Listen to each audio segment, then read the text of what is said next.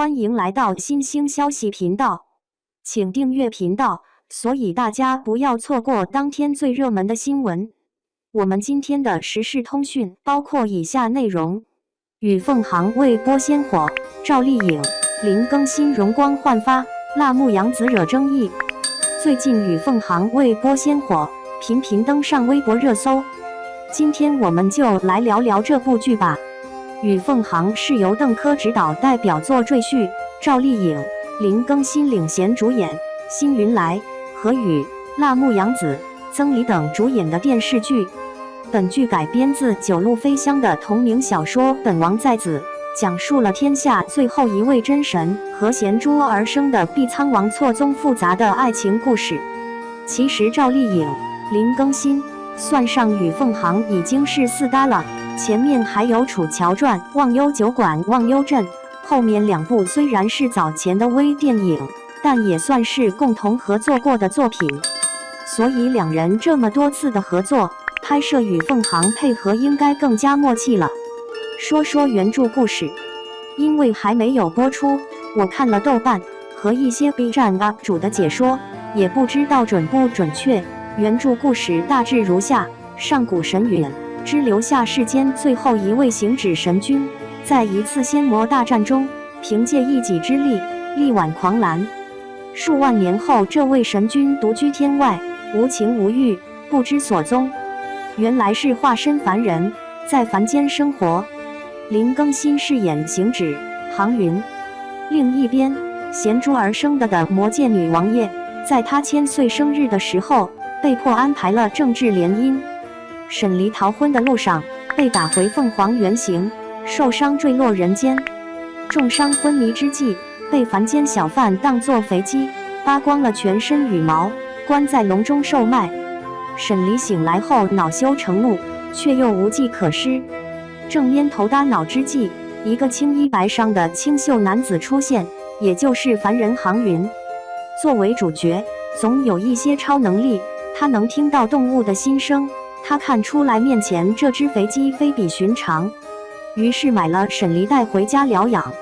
2人这段时间相处甚欢，沈离喜欢上了航云。等到沈离伤好之时，魔界找来，把他带了回去。话说，魔界1月便是人间30年，航云人间寿命殆尽，不久就死了。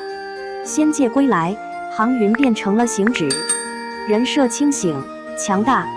有人问沈离要不要去找凡人航云，沈离说：“我喜欢的不是他的上一世，也不是他的下一世，便不用找了。”根据这句话看来，女主人设还是很清醒的。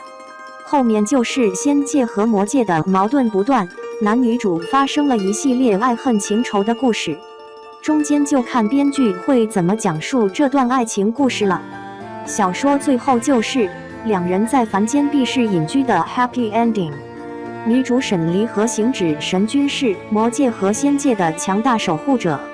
沈离虽是女子，却要守护家国天下，她是将士，是女王，是子民心中的信仰，和赵丽颖以前的角色颇有相似之处。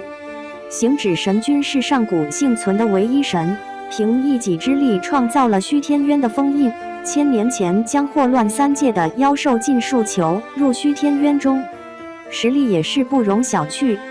有何争议？虽然林更新11年前出演《步步惊心》的14阿哥是真的帅，但部分网友觉得林狗太逗了，看到林更新就想笑，现在好像还有点油腻在身上，感觉不适合出演神君。但是从最新剧照来看，林更新还是有点偏君子的感觉。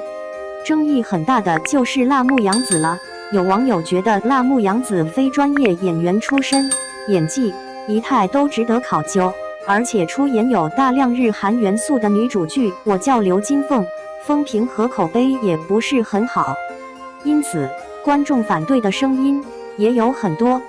不过电视剧有赵丽颖的出演，很多网友表示还是很放心的，起码收视、演技能够保证，不会让人看剧觉得尴尬，而且赵丽颖挑剧本，一般女主也不会恋爱脑。那么就此看来，电视剧应该不会无厘和荒诞。希望该剧服化道和后期特效、滤镜能好好的，让观众能更好的融入剧情，代入感强了，电视剧的情节就更有说服力。不知道电视剧播出后会不会大火，还是值得期待的。